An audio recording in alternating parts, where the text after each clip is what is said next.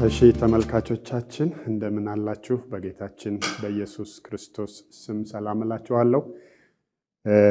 ዛሬ እንደገና በዚህ ቴሌቪዥን መስኮት የመጣ ነው ከብርሃን መገናኛ ጋር በመተባበር በተለይ ደቀ መዝሙር በሚል ርዕስ ላይ ለአራት ተከታታይ ሳምንታት አብረን ከጌታ ለመማር ነው። ዛሬ ከኔ ጋር ይህንን የመጀመሪያ ክፍል እናደርጋለን፣ እንማራለን፣ ጸልየን እንጀምራለን። እግዚአብሔር አምላካችንና አባታችን ሆይ በጌታችን በኢየሱስ ክርስቶስ ስም ስለሰጠን ስለዚህ መልካም ጊዜ ልታስተምረንም ስላለው ደግሞ ያንተ መንፈሳዊ ዕውቀት እግዚአብሔር ሆይ እናመሰግንሃለን። በጌታችን በኢየሱስ ክርስቶስ ስም መንፈሳዊ ማስተዋል እንድትሰጠን ልባችንንም መንፈሳችንንም እንድትከፍትልን አእምሯችንን እንድትከፍትልን በኢየሱስ ክርስቶስ ስም እንጠይቅሃለን። ይሄ ታላቅ የአንተ ጥሪ ነው። ቤተክርስቲያንን ለዚህ ጠርተሃታል፣ አሰማርተሃታል። እግዚአብሔር አምላካችንና አባታችን ሆይ ከቃልህ ከመንፈስህ ደቀ መዝሙር ምንድን ነው? ደቀ መዝሙርን አንተ ለምንድን ነው የጠራኸው? ዓላማውስ ግቡስ ምንድን ነው? የሚሉትን በእነዚህ ተከታታይ 4 ክፍሎች እንማራለን። እንድታስተምረን በጌታችን በኢየሱስ ክርስቶስ ስም መንፈስ ቅዱስ ሆይ እንለምንሃለን። አንተ ምራን፣ ሁሉን አሳልፈን ሰጠንህ። በጌታ በኢየሱስ ስም አሜን። እንደተናገርኩት ዛሬ በዚህ ደቀ መዝሙር በሚል ርዕስ ላይ የመጀመሪያውን ክፍል እናያለን። እንደው ከትርጉሙ ለመጀመር አጭርና ግልጽ የሆነው ትርጉሙ ደቀ መዝሙር ተማሪ ነው። በመጽሐፍ ቅዱሳችን እንደዛ ነው የሚተረጎመው። በተለይ የግሪኩ ቃል ማቴቴስ ማለት ተማሪ ወይም ከመምህሩ ትምህርት እየወሰደ ራሱ መምህሩ የሚሆነውን እና የሚያደርገውን የሚሆንና የሚያደርግ ለማለት ነው። ያው እንደምታውቁት ጌታችን ኢየሱስ ክርስቶስ ደቀ መዛሙርትን በጠራበት ዘመን በእርሱ የደቀ መዝሙር የማድረግ ሂደት ውስጥ በዘመኑም በነበረው የፈሪሳውያን ወይም የመቅደሱ የደቀ መዝሙር የማድረግ ሂደት እንደ ዛሬ ትምህርት ቤት ተከፍቶ ተማሪና አስተማሪ በክላስ ሰዓት በክፍል እየተገናኙ ከዛ እየተለያዩ የሚኖሩበት የትምህርት ሂደት ሳይሆን ደቀ መዝሙር ከመምህሩ ጋር አብሮ እየኖረ ከመምህሩ ዕውቀት ከመምህሩ ደግሞ የልብ ዝንባሌ በጌታችን በኢየሱስ ክርስቶስ ደግሞ መንፈሳዊ ሕይወትን እንደገና ደግሞ ክህሎትንም ተግባራዊ የሆኑ ነገሮችንም ከመምህሩ የሚማርበት ሂደት ነው። ይህን ለመግቢያ ያህል ነው የጠቀስኩት። ግን እንደምታስታውሱት እያንዳንዱን ደቀ መዛሙርት ጌታ ኢየሱስ ክርስቶስ ጸሎት ከጸለየ በኋላ ሌሊቱን ሙሉ ከጸለየ በኋላ አባቱ እንዳሳየኝ ነው ሁሉንም ነገር የማደርገው ይላል። እነዚህን ደቀ መዛሙርት የጠራቸው ጸልዮ አባቱ በመራውና አባቱ በፈቀደው መንገድ ነው። ስለዚህ ለዛሬ የምንወስደው አንዱ ዕውቀት ደቀ መዝሙር ማድረግ ማለት ወይም ደቀ መዝሙሩ በራሱ ፍላጎት ደቀ መዝሙር ለመሆን የሚመጣበት ሳይሆን ጌታችን ኢየሱስ ክርስቶስ ላደረገው ጥሪ በዚህ ዘመን ደግሞ ላለን ክርስቲያኖች መንፈስ ቅዱስ ለሚያደርግልን ጥሪ የምንሰጠው ምላሽ ነው።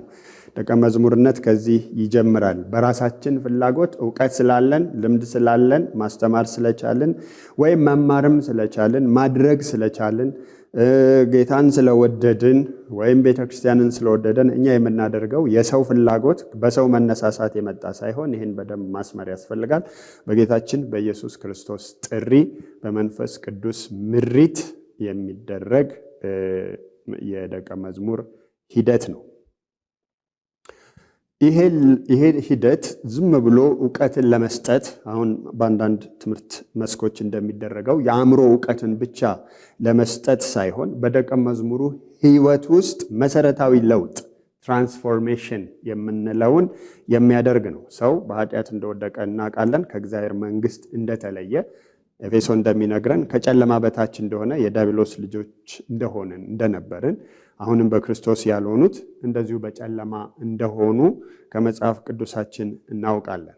ስለዚህ የመጀመሪያው እግዚአብሔር ያደረገው ነገር በጌታችን በኢየሱስ ክርስቶስ የመስቀል ሥራ የዓለም ሕዝብ ሁሉ እንዲድን ጌታችን ኢየሱስ ክርስቶስ የዓለምን ሕዝብ ኃጢአት ሁሉ ተሸክሞ በመስቀል ላይ ስለሞተ የመጀመሪያው ነገር ይሄንን ስለኛ ያደረገውን ሞት እና ትንሣኤ በማመን የዘላለምን ሕይወት ማግኘት ነው። ይሄ ለደቀ መዝሙር የመጀመሪያ ሂደት ነው። ነገር ግን ማስተዋል ያለብን ደቀ መዝሙር ለመሆን ማመን በክርስቶስ ኢየሱስ አምኖ የዘላለም ሕይወት ማግኘት የመጀመሪያ ደረጃ ነው እንጂ በራሱ ደቀ መዝሙር መሆን አይደለም። ምክንያቱም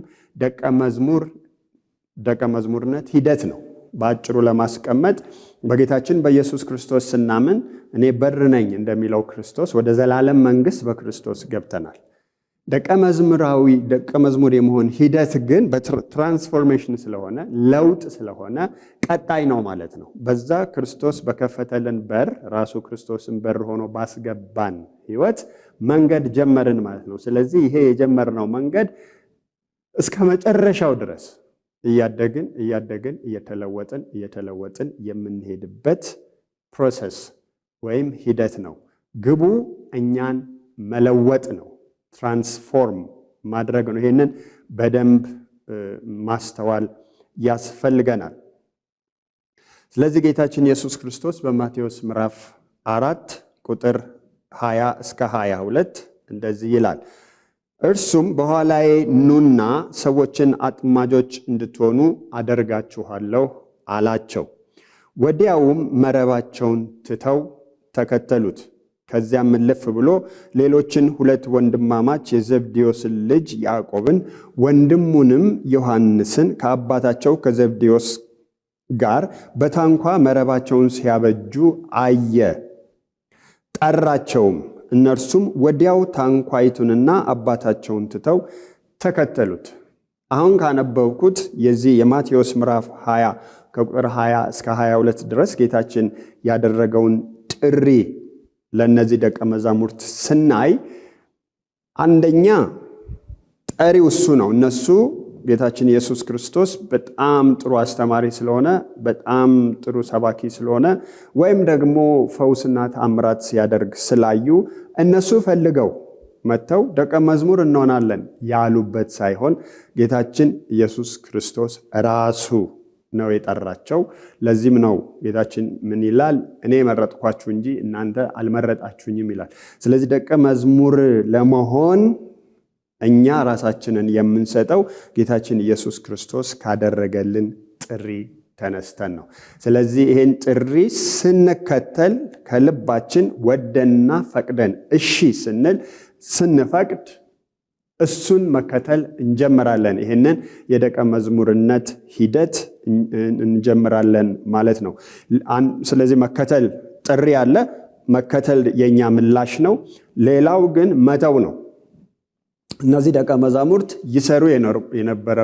ይኖሩበት የነበረውን ፕሮፌሽናቸው የነበረውን ስራ አሳ ማጥመድ ነው። በዚህ ክፍል እንደምናየው ይህንን ስራ እንዳለ ትተው ነው የተከተሉት። ጌታችን ኢየሱስ ክርስቶስ በዛን ጊዜ ያደረገው ጥሪ ለነርሱ ይህንን የሚጠይቅ ይህን ዲማንድ የሚያደርግ እንዲያደርጉ የሚጠይቅ ነው።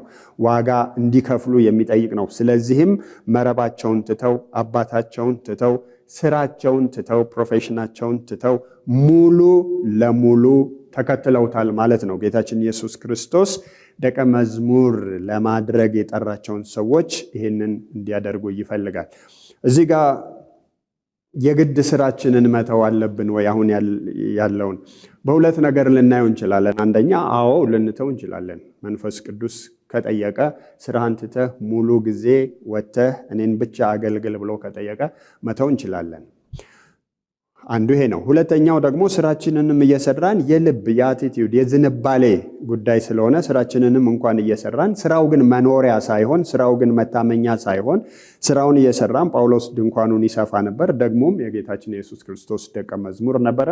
ግን ስራውን የሚሰራው ራሱ ለደቀ መዝሙራዊ አገልግሎቱ ኢንቨስት ለማድረግ ራሱንና ሌሎች ወገኖችን ቤተክርስቲያንንም ለመደገፍ ነው። ስለዚህ በዚህ ሁለት አተያይ መረዳት ይገባናል።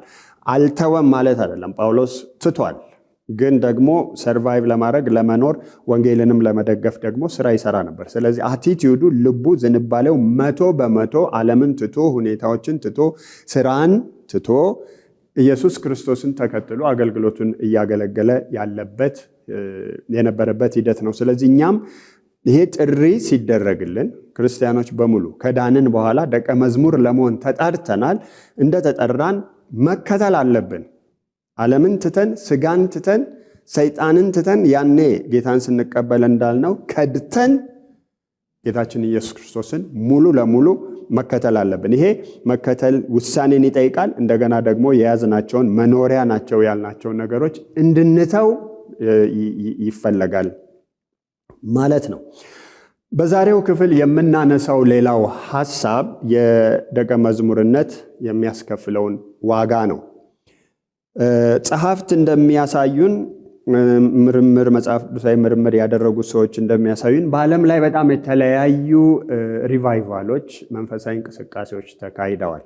ለምሳሌ የፈውስ አገልግሎት ያልነበረባቸው የቤተክርስቲያን ዘመናት ነበሩ።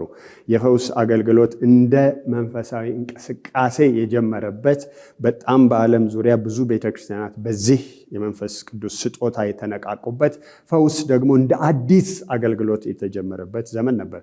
እንደዚሁ የመንፈስ ቅዱስ ሙላት፣ በልሳን መጸለይ፣ የተለያዩ አይነት የካሪዝማቲክ ስጦታዎች ወይም የመንፈስ ቅዱስ ስጦታዎች የምንላቸው በመጽሐፍ ቅዱስ ውስጥ ቃል የተገቡልን ጌታችን ኢየሱስ ክርስቶስ ቤተክርስቲያን ለማስታጠቅ የሰጣቸውን የመንፈስ ቅዱስ ስጦታዎች በሙሉ ቤተክርስቲያን በተለያየ ወቅት እየተለማመደች ዛሬ ላይ ደርሳ የዛሬ ፈውስም ይሁን ታምራትም ይሁን ትንቢትም ይሁን በልሳን መጸለይም ይሁን እንደ አዲስ አይደለም እንጂ እያንዳንዳቸው አዲስ የነበሩበት ዘመን ነበር። ይህንን ሪሰርች ያደረጉ ምርምር ያደረጉ የመጽሐፍ ቅዱስ ምሁራን ይነግሩናል። በጣም የሚገርመው ነገር ዛሬ ላነሳላችሁ የምፈልገው እነዚህ ሁሉ ስጦታዎች የፈውስ ስጦታም ይሁን የመንፈስ ቅዱስ መነቃቃት ይሁን ወይም በልሳን መጸለይ ይሁን እነዚህ ሁሉ ቀጥለዋል። ከጀመሩበት ጊዜ ጀምሮ ቀጥለው እኛ ዘመን ላይ ደርሰዋል። እኛም አሁን ቤተክርስቲያን እግዚአብሔር እንደፈቀደ እሷም ደግሞ እንደፈቀደች እየተጠቀመችባቸው ነው በእነዚህ ስጦታዎች። በጣም የሚገርመው የደቀ መዝሙርነት አገልግሎት እንደዚሁ ደግሞ እንደ ሌሎቹ የመንፈስ ቅዱስ ስጦታዎች መነቃቃት የጀመረበት በዓለም ላይ በተለያየ ጊዜ ደቀ መዝሙር መሆንና አሁን ባልኩት መንገድ እንደገና ደግሞ ደቀ መዝሙር ማድረግ እንደ አንድ መነቃቃት በቤተክርስቲያን የጀመረባቸው ብዙ ዘመናት ነበሩ። በጣም ላሰምርበት የምፈልገው እንድትይዙልኝ የምፈልገው እነዚህ የተለያዩ የመንፈስ ቅዱስ ስጦታዎች እስከዛሬ ሲቀጥሉ የደቀ መዝሙር የማድረግ ሂደት መጽሐፍ ቅዱሳዊ በሆነው መንገድ ደቀ መዝሙር የመሆንና የማድረግ ሂደት ግን በጣም ብዙ ተግዳሮት ገጥሞታል። ይጀምራል፣ እንደገና ይጠፋል። በአዲስ መንገድ ይጀምራል፣ እንደገና ይጠፋል። እንደዚህ እያለ ነው እዚህ የደረስ ነው። ለምንድን ነው የሚለውን እነዚሁ ጸሐፍት ሲነግሩን ለደቀ መዝሙርነት የሚከፈለው ዋጋ ከፍተኛ ስለሆነ ነው። በጣም ዋጋ ያስከፍላል። ስለዚህ አሁን እሱን ነው ላሳያችሁ የምሞክረው። ሉቃስ 9 ከቁጥር 23 እስከ 24 እንደዚህ ላይ ለሁሉም እንዲህ አላቸው፣ በኋላዬ ሊመጣ የሚወድ ቢኖር ራሱን ይካድ፣ መስቀሉንም ዕለት ዕለት ተሸክሞ ይከተለኝ። ነፍሱን ሊያድን የሚወድ ሁሉ ያጠፋታልና፣ ስለ እኔ ነፍሱን የሚያጠፋ ሁሉ ግን እርሱ ያድናታል። ስለዚህ ደቀ መዝሙር መሆን ጌታችን ኢየሱስ ክርስቶስ እንደተናገረው ሁለት ነገር ይጠይቃል። መጽሐፍ ቅዱሳዊ በሆነው መንገድ የክርስቶስ ደቀ መዝሙር ለመሆንና ሌሎችን ደቀ መዝሙር ለማድረግ መጽሐፍ ቅዱሳዊ በሆነው አስተምህሮ መሰረት ሁለት ነገር በመጀመሪያ ይጠይቀናል። አንዱ ራሳችንን ሙሉ ለሙሉ መካድ ነው። ራስን መካድ ለራስ አለመኖር ነው። 100% ለክርስቶስ ተሰጥቶ በመንፈስ ቅዱስ ተመርቶ የራሳችን ተፈጥሯዊ ማንነት የሚፈልጋቸውን ማንኛውንም ነገሮች ስለ ክርስቶስ ትቶ በመንፈስ ቅዱስ ተመርቶ እግዚአብሔርን ማገልገል ይሄ አንዱ ነው። ይሄን ለማድረግ ራስን መካድ ያለ መስቀል ስለሌለ መስቀሉን ደግሞ ተሸክሞ ይከተለኝ ይላል ኢየሱስ። ተሸክመን ደግሞ የምንከተለው ዕለት ዕለት እንደሆነ በእግዚአብሔር ቃል ውስጥ በደንብ የተሰመረበት አስተምሮ ነው። ሰው ራሱን ካልካደ፣ ይህን በደንብ እንድታውቁ ፈልጋለሁ፣ ሰው ራሱን ካልካደ ደቀ መዝሙር ሊሆን አይችልም። ራሱን ለመካድ ደግሞ መስቀሉን ዕለት ዕለት እንዲሸከም ያስፈልጋል። ቅድም እንዳነሳሁት በጌታችን በኢየሱስ ክርስቶስ ዘመን በሐዋርያቱም ዘመን ደቀ መዛሙርት ከመምህራቸው ጋር እየኖሩ የመምህራቸውን የትኛውንም ሕይወት፣ መንፈሳዊ ሕይወት ይሁን ዕውቀት ይሁን ልምምድ ይሁን እያዩ እንደ መምህራቸው የሚሆኑበት የደቀ መዝሙር ሂደት ሲሆን አሁን በአብዛኛው በቤተ ክርስቲያናችን እየተነሳ ያለው በኮቴሽን ውስጥ ደቀ መዝሙር ማድረግ እንደ ክላስ ትምህርት እንደ ክፍል ትምህርት እየተሰጠ ምናልባት እኔ እንደማስታውሰው በሳምንት ወይ 1 ሰዓት ወይ 45 ደቂቃ ወይ 90 ደቂቃ አንድ ቀን ትምህርት እየተሰጠ ለተወሰኑ ሳምንታት ወይ ኢቨን ለወራትም ቢሆን ትምህርት እየተሰጠ በቃ አንድ ሰው ደቀ መዝሙር ሆነ ብለን ሰርቲፊኬት ሰጥተን እሱ እንግዲህ ራሱን ክዶ መስቀሉን ዕለት ዕለት ተሸክሞ ሙሉ ለሙሉ ክርስቶስን እንዲያገለግል እንጠብቃለንና እንደዛ አይደለም ትርጉሙ። ቅድም እንዳነሳሁት ደቀ መዝሙር መሆን በአእምሮ ዕውቀት፣ የመጽሐፍ ቅዱስ ዕውቀት ጨምሮ ራስን ማሻሻል ሳይሆን ሙሉ ለሙሉ ራስን ከድቶ ክርስቶስን ማገልገል፣ በመንፈስ ቅዱስና በቃሉ ኖሮ ክርስቶስን ማገልገል ነው። ስለዚህ ዮሐንስ 12 ቁጥር 24 ላይ እንደሚያነሳው ጌታችን ኢየሱስ ክርስቶስ ደቀ መዝሙርን ሲያነሳ ስንዴን ያነሳል። የስንዴ ቅንጣት በመሬት ካልወደቀች ልታፈራ አትችልም ይላል። ይሄ መሰረታዊ የደቀ መዝሙር ትምህርት ነው። ራሱን ያልካደ፣ ለራሱ ያልሞተ፣ ለክርስቶስ የማይኖር ሰው ፍሬ ሊያፈራ፣ ለእግዚአብሔር የሚቀርብ ፍሬ ሊያፈራለት አይችልም ማለት ነው። ስለዚህ ይሄ በጣም መሰረታዊ ነው። ራስን መካድ፣ ለራስ መሞት፣ ደቀ መዝሙር ሆኖ እግዚአብሔርን ለማገልገል እጅግ መሰረታዊ ትምህርት እንደሆነ ማስተዋል እንችላለን። ሌላው ጌታችን ኢየሱስ ክርስቶስ እንዴት ነው ደቀ መዝሙራዊ ሂደትን ወይም ደቀ መዝሙር ማድረግን የሚያየው የሚለውን ትንሽ ከቃሉ ለማየት ያህል እውነተኛ ደቀ መዝሙርነት ራሱ የሚጀምረው ራሱን ጌታችንን ኢየሱስ ክርስቶስን በማየት ነው። ፊልጵስዩስ ምዕራፍ 3 ከቁጥር 7 እስከ 9 እንደዚህ ይላል። ነገር ግን ለእኔ ረብ የነበረውን ሁሉ ስለ ክርስቶስ እንደ ጉዳት ቆጥሬዋለሁ ይላል ጳውሎስ ነው ይህን የሚለው። ለእሱ ረብ የነበረ፣ ለእርሱ ዋጋ የነበረው፣ ለእሱ ደስ የሚለው፣ እሱ የሚኖርበት ሰዎች ምናልባት ከእሱ ደግሞ የሚጠብቋቸው ነገሮች ነበሩት ጳውሎስ።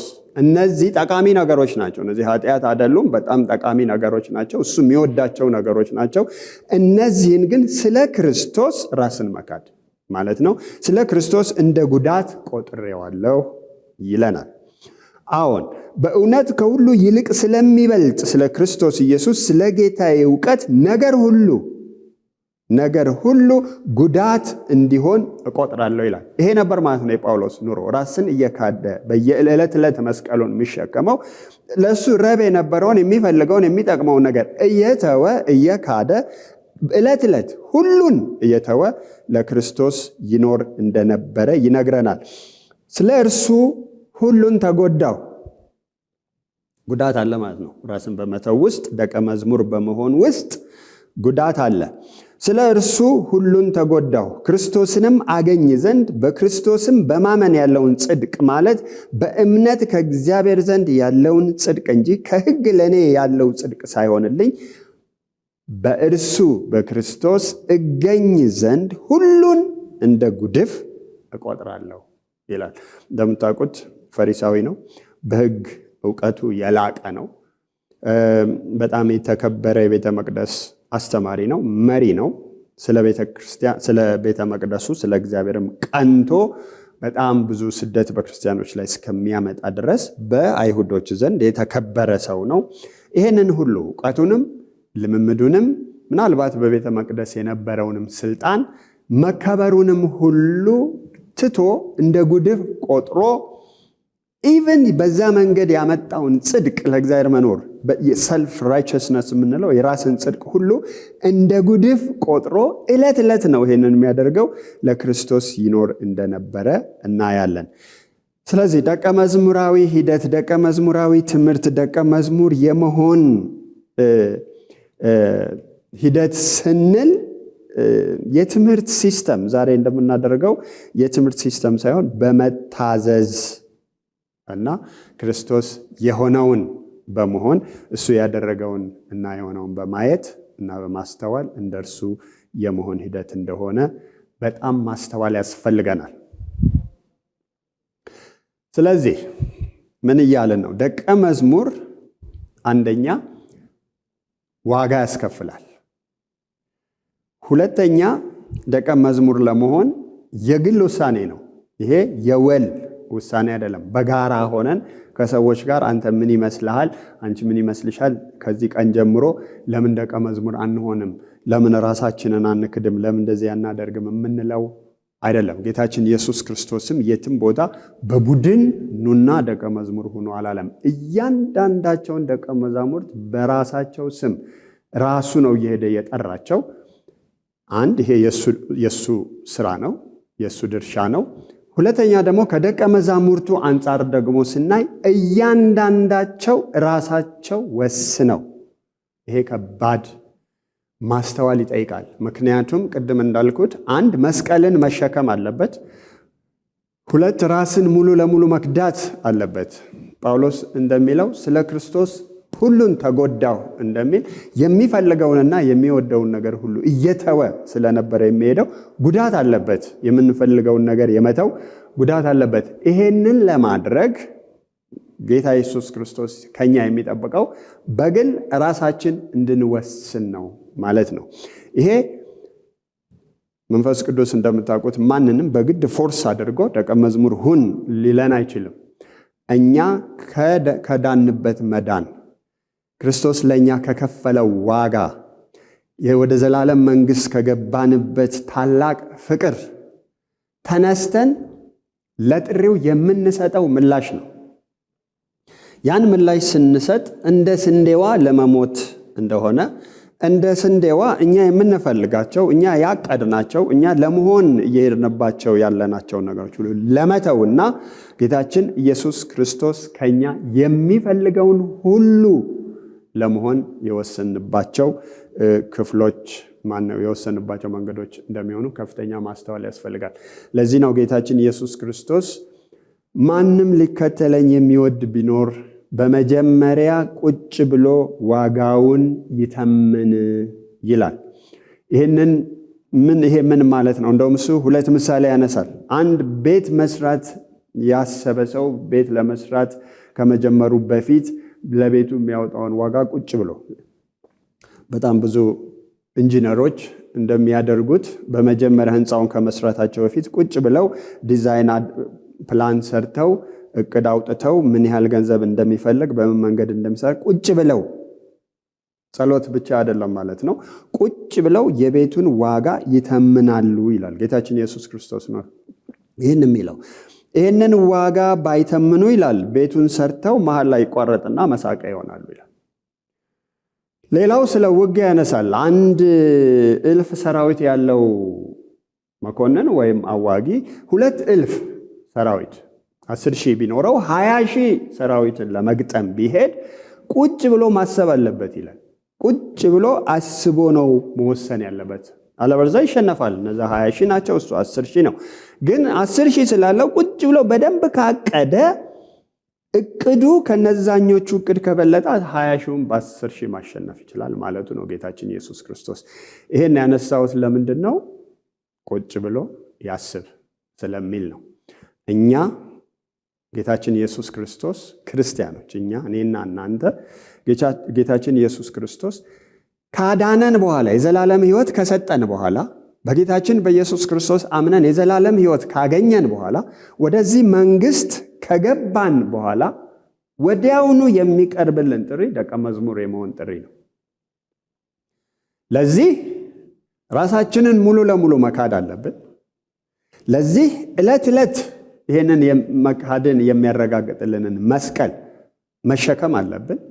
ዕለት ዕለት ጌታችን ኢየሱስ ክርስቶስን በመታዘዝ መከተል አለብን።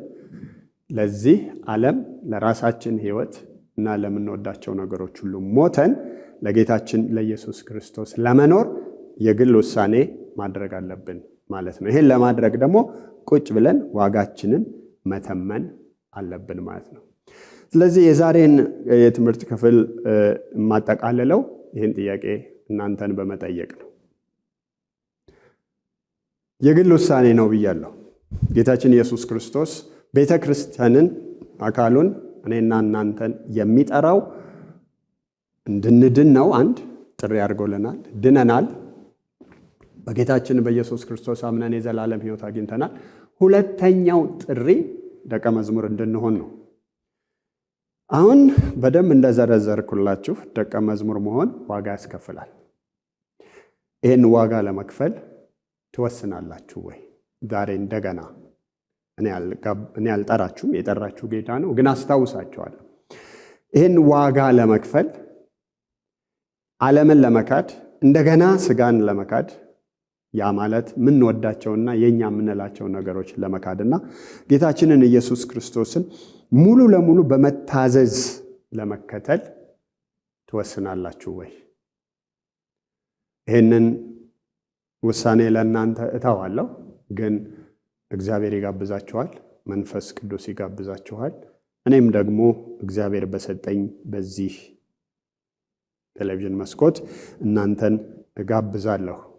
ቁጭ ብላችሁ ዋጋችሁን ተመናችሁ ራሳችሁን ክዳችሁ መስቀሉን ተሸከማችሁ ጌታችን ኢየሱስ ክርስቶስን በመከተል እንድታገለግሉት ራሳችሁም ደግሞ እየተለወጣችሁና እያደጋችሁ እንድትሄዱ ውሳኔ እንድታደርጉ በጌታችን በኢየሱስ ክርስቶስ ስም እጋብዛችኋለሁ። አጭር ጸሎት አድርገን እንጨርሳለን። እግዚአብሔር አምላካችንና አባታችን ሆይ ዛሬ እንደገና ለዚህ ታላቅ አገልግሎት አድነህናል። ካዳንከን በኋላ ደግሞ እንድናገለግልህ ጠርተህናል። ስናገለግልህ ደቀ መዝሙር ሆነን ነው። ራሳችንን ክደን ነው። ዓለምን ክደን ነው። ሰይጣንን ክደን ነው። እግዚአብሔር አባቴና አምላኬ ምናልባት ከተከተልንህ በኋላ እሺ ካልን በኋላ ጥሪ ከጀመርን ለጥሪህ ምላሽ ከሰጠን በኋላ ተመልሰን እግዚአብሔር ሆይ ደክመን ከሆነ ተመልሰን ለራሳችን መኖር ያንተን ነገሮች ያንተን አገልግሎት ትተን ከሆነ ዛሬ በዚህ መልእክት አሳስበህናልና እንደገና እንድንጸልይ እንደገና በደንብ እንድናስብበት እንደገና ራሳችንን ክደን አንተ እንድናገለግል በመንፈስ ቅዱስህ እንድትረዳን በልጅህ በጌታ በኢየሱስ ክርስቶስ ስም እጠይቅሃለሁ። ሁሉ ላንተ ክብር ይሁን፣ በኢየሱስ ስም አሜን።